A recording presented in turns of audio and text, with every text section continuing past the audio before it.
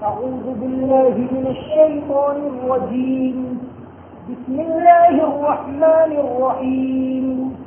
وإذ قلنا للملائكة اسجدوا لآدم فسجدوا إلا إبليس كان من الجن ففسق عن أمر ربه أفتتخذونه وذريته أولياء من دوني وهم لكم عدو بئس للظالمين بدلا ما أشهدتهم خلق السماوات والأرض ولا خلق أنفسهم وما كنت متخذ المضلين عضدا ويوم يقول نادوا شركائي الذين زعمتم فدعوهم ولم يستجيبوا لهم وجعلنا بينهم موبقا.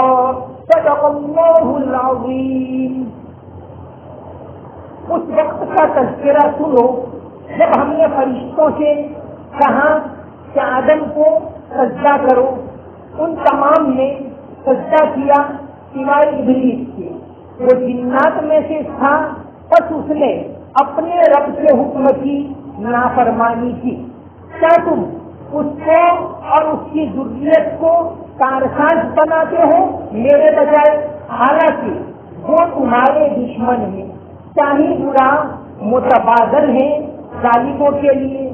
نہ تو میں نے ان کو حاضر کیا تھا آسمان اور زمین کے پیدا کرتے وقت، اور نہ خود ان کے پیدا کرتے وقت، اور میں گمراہ کرنے والوں کو قوت بازو بنانے والا نہیں ہوں. جو واقعہ گزرا دو آدمیوں کا، تو ان میں سے ایک اپنے مال کے نشے کے اندر اتنا زیادہ مدہوش ہو گیا کہ آخرت کو بھلا بیٹھا، اللہ کو بھلا بیٹھا. یہ بات شیطان کی طرف سے ہے. تو یہاں شیطان کا، ابلیس کا تذکرہ ہوا کہ اس کا کام ہی گمراہ کرنا ہے، اس کا کام ہی بس بسے ڈال کر، دلوں میں خیالات ڈال کر لوگوں کو بھٹکانا ہے. وَإِذْ قُلْنَا لِلْمَلَائِكَةِ اسْجُدُوا لِآدَمَ، اس وقت کا تذکرہ سن لو جب ہم نے فرشتوں سے کہا کہ تم آدم علیہ السلام کو سجدہ کرو. اللہ نے انسان کو اتنا بڑا مقام بخشا کہ فرشتوں کو حکم دیا کہ اس کے سامنے سجدہ کرو. یہ سجدہ تعظیم کا سجدہ. سجدے دو طرح کے ہوتے ہیں، ایک عبادت کا سجدہ اور ایک تعظیم کا سجدہ. عبادت کا سجدہ تو کبھی بھی کسی کے لیے جائز نہیں اللہ کے علاوہ. اگر کسی نے سامنے عبادت کا سجدہ کیا تو وہ مشرک کہلائے. لیکن ایک تعظیم کا سجدہ ہوتا ہے، وہ پچھلی 5 شریعتوں کے اندر جائز. ہماری شریعت میں وہ سجدہ بھی ناجائز. اب آج کے وقت میں اگر اس طرح عبادت کا سجدہ کیا کسی کے سامنے، چاہے وہ کوئی بت وغیرہ ہو، چاہے وہ کوئی قبر وغیرہ ہو، اگر عبادت کی نیت سے کیا تو وہ مشرک ہوگا، شرک کرنے والا ہوگا. اور اگر تعظیم کی نیت سے کیا تو وہ حرام ہوگا، بہت سخت گناہ ہوگا، لیکن وہ مشرک نہیں کہلائے گا. یہ شاہ ولی اللہ محدث دہلوی نے لکھا ہے کہ اگر تعظیم کی نیت سے کرے تو گناہ تو بہت سخت ہوگا، لیکن وہ مشرک نہیں کہلائے گا. تو اللہ تبارک و تعالیٰ نے فرشتوں کو حکم دیا، جو اوپر کے فرشتے، کہ تم آدم علیہ السلام کو سجدہ کر. ان کو انسان کا مقام بتانا تھا، اور یہ کہ اللہ کا حکم آیا تو سجدہ کرے. تو تمام فرشتے سجدے میں گر گئے، لیکن ابلیس نے سجدہ نہیں کیا. وہ ویسے بھی پہلے سے جنات میں سے، اللہ تعالیٰ نے اس کو آگ سے بنایا. وہ فرشتوں میں نہیں تھا، لیکن فرشتوں کے ساتھ رہتا تھا، اور اللہ کی بہت زیادہ عبادت اس نے کی تھی. شرف الدین یحییٰ منیری رحمت اللہ علیہ جو بڑے بزرگ ہیں، وہ اپنے مکتوبات میں لکھتے ہیں کہ ابلیس نے 7 لاکھ برس تک اللہ کی عبادت، لیکن جب اس کے دل کے اندر یہ بات آئی کہ میں بڑا تکبر اتنا سخت گناہ، اس کے دل میں ایک بات آ گئی کہ میں بڑا، تب وہ ہمیشہ کے لیے اللہ کے دربار سے مردود ہو گئے۔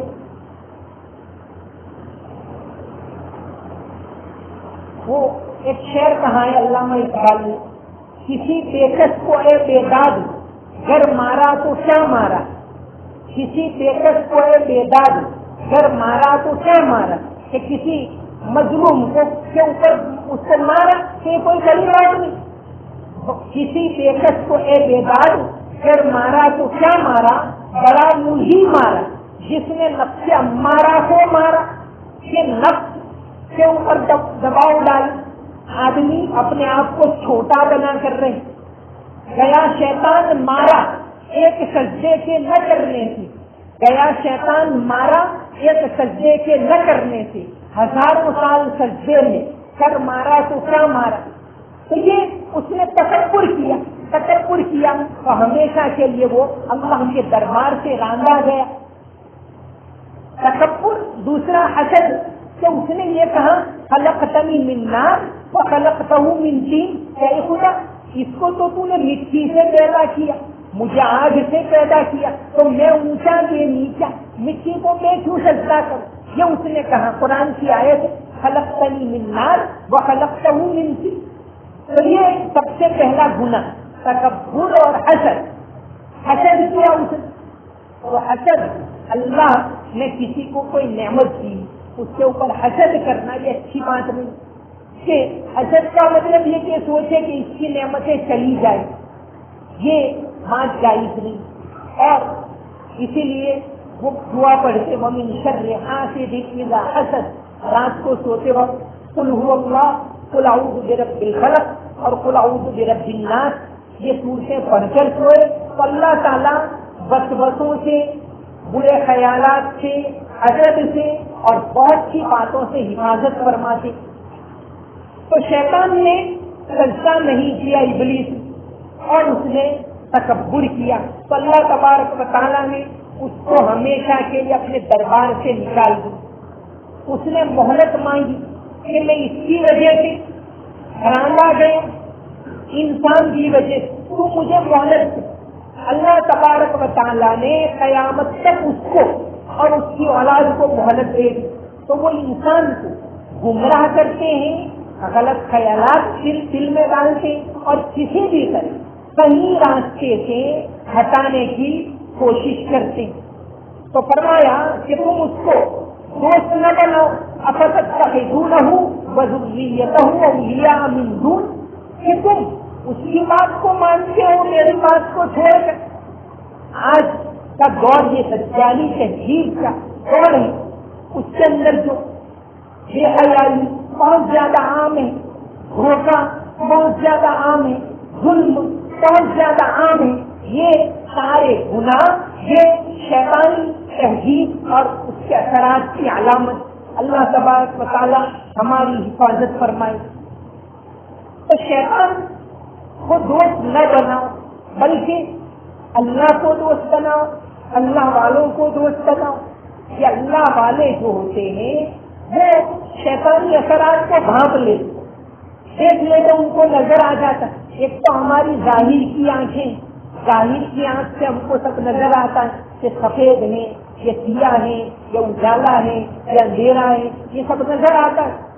تو اسی طرح جن کی آنکھیں ہوتی ہیں اللہ والوں، وہ علامہ اقبال نے کہا ہے کہ ظاہر کی آنکھ سے نہ تماشا کرے کوئی، ظاہر کی آنکھ سے نہ تماشا کرے کوئی، وہ دیکھنا تو سیدھے دل بات کرے کوئی، وہ دید کا جو شوق تو آنکھوں کو بند کر ہے دیکھنا یہی کہ نہ دیکھا کرے کوئی، ہر کیسے کیا سمجھ کے بھلا دور پر کلیم، طاقت ہو دید کی تو تقاضا کرے کوئی۔ تو دل کی آنکھیں جو ہوتی، جیسے آپ صلی اللہ علیہ وسلم نے وہ 2 آدمی غیبت کر رہے، تو آپ نے فرمایا کہ کہ تم دانتوں کا خلال کرو، تم نے اپنے مردار بھائی کا گوشت کھایا ہے؟ یہ کیوں کہا؟ وہ دل کی آنکھ سے یہ بات نظر آتی، ظاہر کی آنکھ سے تو یہ نظر نہیں آتی۔ امام ابو حنیفہ رحمت اللہ علیہ کا واقعہ آتا ہے، جو اللہ والے ہوتے ہیں ان کی دل کی آنکھیں ہوتی ہیں اور اس سے وہ شیطانی اثرات کو بھانپ لیتے ہیں، وہ بات میں کر رہا ہوں۔ امام ابو حنیفہ رحمت اللہ علیہ نے شروع میں فتویٰ دیا کہ مستعمل پانی، یعنی ایک مرتبہ جس پانی سے وضو کیا وہ پانی ناپاک ہو جائے، حالانکہ فتویٰ یہ ہے کہ ناپاک نہیں ہو، ہاں اسی پانی سے دوسری مرتبہ وضو نہیں کر سکتے۔ ناپاک ہونے کا تو کیا مطلب، تو یہاں لگ جائے تو کپڑا ناپاک ہو گئے، لیکن ایسا نہیں، ناپاک تو نہیں ہے، لیکن مستعمل پانی، جو پانی ایک مرتبہ استعمال ہو گیا اس پانی کی دوسری مرتبہ وضو اور غسل نہیں کر سکتے۔ اور اس کا مسئلہ تو الگ ہے، جو پانی 225 اسکوائر فٹ یا اس سے زیادہ ہو، 225 چورس فٹ، تو شریعت کے اندر مسئلہ یہ ہے، کیونکہ شریعت میں آتا ہے سارے لوگ آتے ہیں یہاں وضو کرتے ہیں، اب یہاں بھی فتویٰ دے دے ناپاک ہو جائے گا تو روزانہ خالی کرنا پڑے گا، تو فتویٰ یہ ہے کہ 225 اسکوائر فٹ یا اس سے زیادہ پانی ہو تو اس پانی میں تھوڑی ناپاکی گرنے سے ناپاک نہیں ہو۔ اگر کسی آدمی کا پاؤں ناپاک ہے اور ڈوبے اس حوض میں، یہ اچھا نہیں ہے، اچھی بات نہیں ہے، لیکن حوض ناپاک نہیں ہو، آج ناپاک اور آ کر اس کے اندر دھوبی اندر ڈوبے بھی تو حوض کا پانی ناپاک نہیں ہوگا، جب تک کہ اس کے 3 اوصاف ہیں، رنگ، مذاق اور بو، ان میں سے 2 نہ بدل جائے تب تک یہ پانی ناپاک نہیں ہو۔ یہ تو زیادہ پانی کا مسئلہ ہے، لیکن کم پانی کی بات، مٹکے کے پانی میں تھوڑی ناپاکی کی ناپاک ہو گئے، تو کم پانی کے بارے میں امام ابو حنیفہ نے شروع میں یہ فتویٰ دیا کہ استعمال شدہ پانی ناپاک، ایک مرتبہ جس پانی سے وضو کر لی ہے وہی پانی پتیلے کے اندر گرا، دوسری مرتبہ اس سے وضو نہیں کر سکتے اور وہ ناپاک کہلائے، یہ امام صاحب نے فتویٰ دیا۔ کیوں؟ حدیث شریف کے اندر آتا ہے کہ آدمی جب وضو کرتا ہے تو وضو کے بعد اس کے گناہ جڑتے، کلی کرتا ہے تو منہ کے گناہ جڑتے، ناک میں پانی ڈالتا ہے تو گناہ جڑتے، منہ اور ہاتھ دھوتا ہے تو گناہ جڑتے۔ تو امام صاحب بہت بڑے اللہ والے تھے، ان کو یہ صاف نظر آ رہا تھا کہ اس کے ساتھ گناہ جڑ گئے، تو انہوں نے یہ فتویٰ دے دیا کہ استعمال شدہ پانی ناپاک۔ ناپاک کا مطلب ہے، ناپاک کا مطلب کپڑے کے ساتھ لگ جائے تو کپڑا ناپاک ہوگا، لیکن فتویٰ یہ ہے کہ وہ ناپاک تو نہیں، اس سے دوسری مرتبہ وضو اور غسل نہیں کر سکتے، استعمال شدہ پانی سے دوسری مرتبہ وضو نہیں کر سکتے۔ تو یہ ان کو نظر آئے کہ اس کے اندر گناہ جڑ رہے ہیں۔ ایک بہت بڑے بزرگ گزرے ہیں، عالم گزرے ہیں، مولانا احمد علی لاہوری۔ مولانا احمد علی لاہوری کتنے بڑے بزرگ اللہ والے، مولانا علی میاں کے بھی استاد رہے ہیں، اور ان کی وفات 1962 کے اندر 17 رمضان کے دن رات کو عشاء کی نماز میں سجدے کے اندر ہوئی، لاہور کے اندر، بڑے اللہ والے۔ اصل میں مولانا احمد علی لاہور وہ روزانہ تفسیر کرتے، مفسر قرآن ان کو کہا جاتا ہے، قرآن کے ساتھ خاص ان کا تعلق ہے۔ اور ان کے والد شیخ حبیب اللہ تھے، وہ سکھ تھے اور بعد میں مسلمان ہو گئے، اللہ تبارک و تعالیٰ نے ان کو نوازا۔ شیخ حبیب اللہ بھی مسلمان ہو گئے اور ان کے ماموں کے لڑکے تھے مولانا عبید اللہ سندھی، عبید اللہ سندھی بھی مسلمان ہو۔ عبید اللہ سندھی تو مسلمان ہو کر دیوبند پڑھنے کے لیے گئے، بڑے عالم بنے، تفسیر بھی لکھی، اور جنگ آزادی میں اہم نام ہے عبید اللہ سندھی۔ آزادی کی لڑائی میں جو یہ سلک پیپر کنسپائریسی کے نام سے ریشمی رومال کی تحریک کہا جاتا ہے، اس میں بہت بڑا حصہ مولانا عبید اللہ سندھی کا۔ تو یہ شروع میں سکھ تھے، بعد میں مسلمان ہوئے۔ تو مولانا احمد علی لاہوری کے والد بھی سکھ تھے، مسلمان ہوئے، اللہ نے ان کے بیٹے کو نوازا۔ جب عبید اللہ سندھی پڑھ کر آئے اور اپنے گھر گئے تو شیخ حبیب اللہ نے کہا کہ ہمارے بیٹے کو احمد علی کو پڑھایا کر. اب مولانا احمد علی ان کے ماتحت رہنے لگے عبید اللہ سندھی, اور پھر بعد میں وفات ہو گئی شیخ حبیب اللہ کی. شیخ حبیب اللہ کی وفات ہونے کے بعد مولانا عبید اللہ سندھی کو ان کے پیر صاحب نے کہا کہ آپ ان کی بیوی سے شادی کر لیں. انہوں نے شادی کر لی. تو اس اعتبار سے مولانا احمد علی لاہوری ہیں وہ ان کے بیٹے ہوتے مولانا عبید اللہ سندھی. مولانا احمد علی لاہوری بہت بڑے اللہ والے بڑے بزرگ, ان کے اقوال میں ایک قول یہ ہے کہ میں جب مزار کے اندر جا کر دیکھتا ہوں تو مجھے جانور ہی جانور نظر آتے.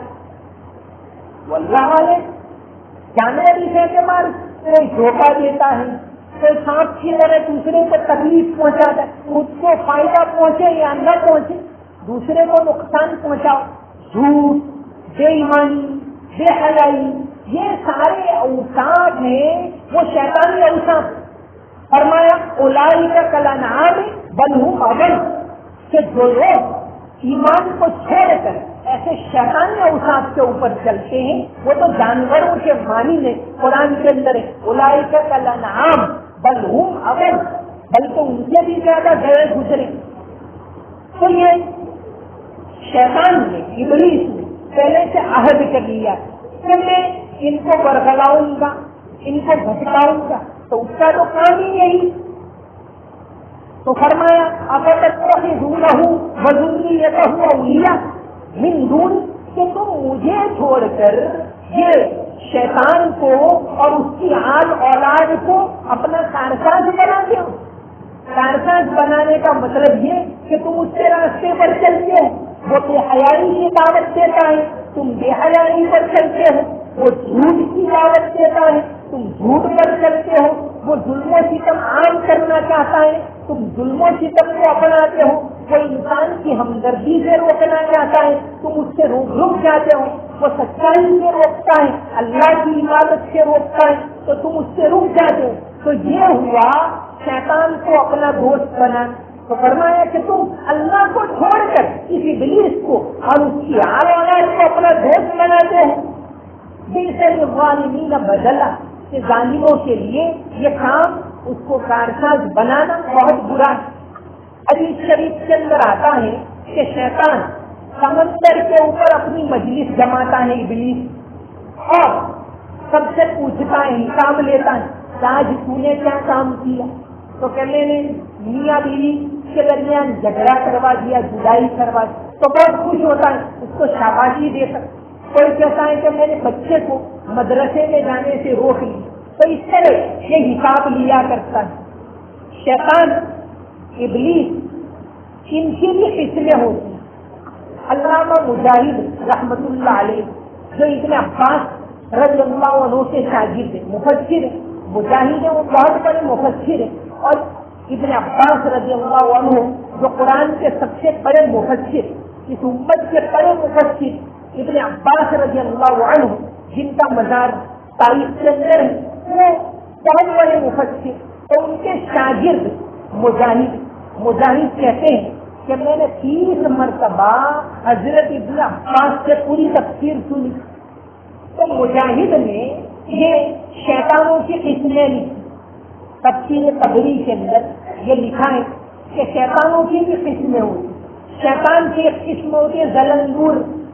زلندور کا کام یہ بازار پر معمول ہوتا ہے کہ بازار میں دھوکہ عام ہو, جھوٹ عام ہو, اور اللہ کے ذکر سے غفلت ہو.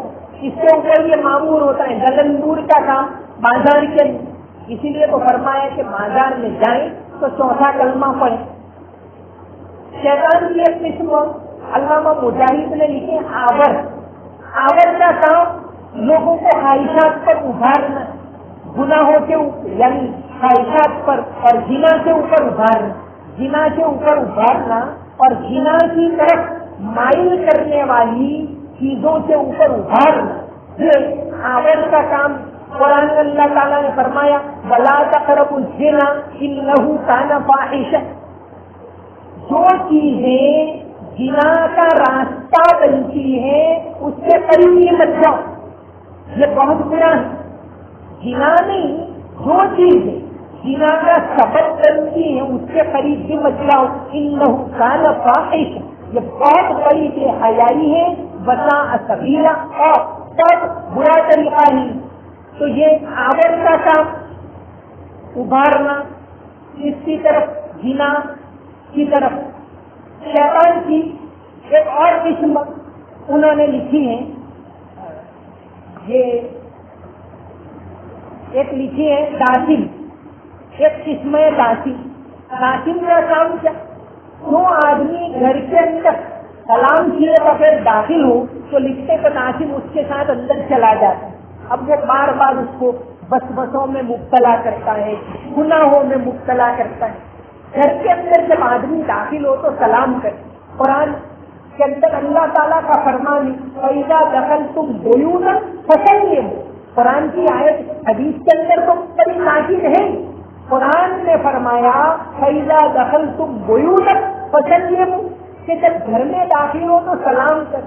پتہ نہیں ہمارے نوجوانوں کو اپنے گھر میں داخل ہوتے وقت سلام کرنے میں شرم آتی، یہ اچھی بات نہیں، یہ تو بہت بڑے ثواب کا کام، اور گھر شیطانی اثرات کو محفوظ ہوتا ہے۔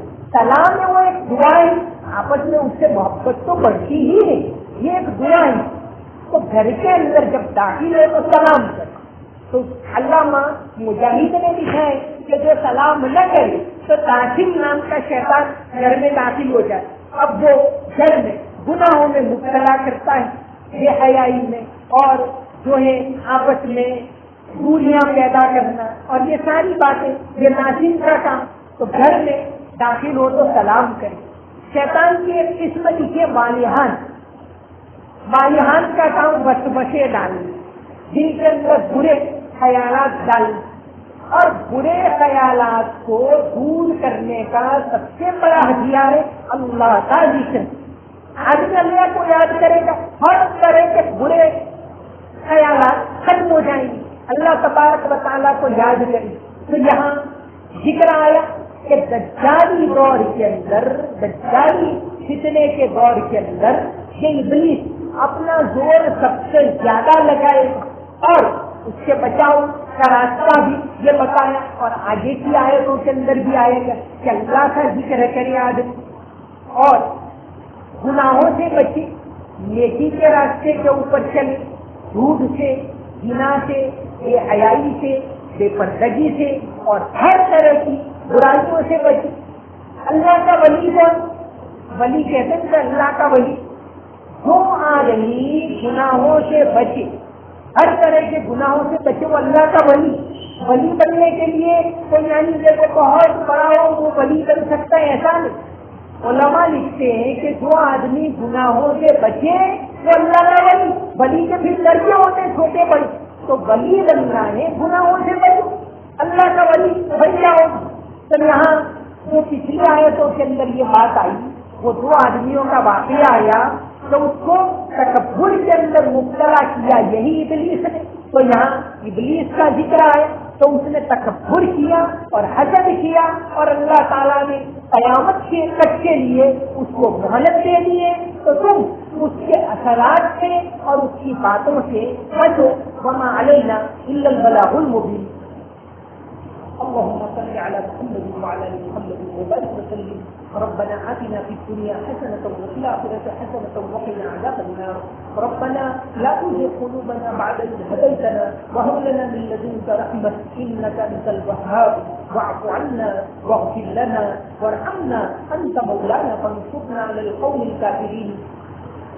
یا اللہ ہماری غلطیوں کو معاف فرما، تمام گناہوں کو معاف فرما، یا اللہ ہر طرح کے گناہوں کو معاف فرما، یا اللہ شیطانی اثرات سے ہماری حفاظت فرما، وسوسوں سے حفاظت فرما، یا اللہ وسوسوں سے حفاظت فرما، ہر طرح کی برائیوں سے حفاظت فرما، دل کی بیماریوں سے ہماری حفاظت فرما، حسد سے حفاظت فرما، تکبر سے ہماری حفاظت فرما۔ یا اللہ یہ بہت بڑے گناہ ہیں، یا اللہ دل کے گناہ بہت بڑے گناہ ہیں، یا اللہ تیری توفیق کے بغیر اس سے بچنا مشکل ہے. یا اللہ ہم سب کو دل کے گناہوں سے بچنے کی توفیق عطا فرما. یا اللہ عافیت عطا فرما, سہولت عطا فرما, ہدایت والے راستے کے اوپر چلنے کی توفیق عطا فرما. یا اللہ ہر طرح کی ظاہری بیماریوں سے حفاظت فرما, دل کی بیماریوں سے حفاظت فرما, تیرے راستے میں خرچ کرنے کی توفیق عطا فرما. یا اللہ حلال روزی عطا فرما, برکت والی روزی عطا فرما. یا اللہ بے برکتی سے ہماری حفاظت فرما. یا اللہ اپنی ہر طرح کی نعمتوں سے ہم کو نواز لے. یا اللہ آخرت کی تیاری کرنے کی توفیق عطا فرما. ہمارے مرحومین کی مغفرت فرما, انہیں جنتوں کی روح میں اعلیٰ مقام نصیب فرما. یا اللہ مسلم ملکوں کے اندر امن عطا فرما. یا اللہ مسلم ملکوں میں عافیت عطا فرما. یا اللہ حرمین شریفین کی حفاظت فرما, بیت المقدس کی حفاظت فرما. یا اللہ مسلمان ملکوں سے آپسی اختلافات کو ختم فرما, انہیں ایک ہو کر رہنے کی توفیق عطا فرما. یا اللہ اسلام کی دعوت کے لیے ماحول کو سازگار فرما. یا اللہ دعوت کے لیے ماحول کو سازگار فرما. یا اللہ دعوت کا حق ادا کرنے کی توفیق عطا فرما. یا اللہ دینداری کو عام فرما. یا اللہ شیطانی اثرات کو ختم فرما. اللهم صل على محمد وعلى ال محمد وبارك وسلم. سمعنا واطعنا غفرانك ربنا واليك المصير برحمتك يا ارحم الراحمين.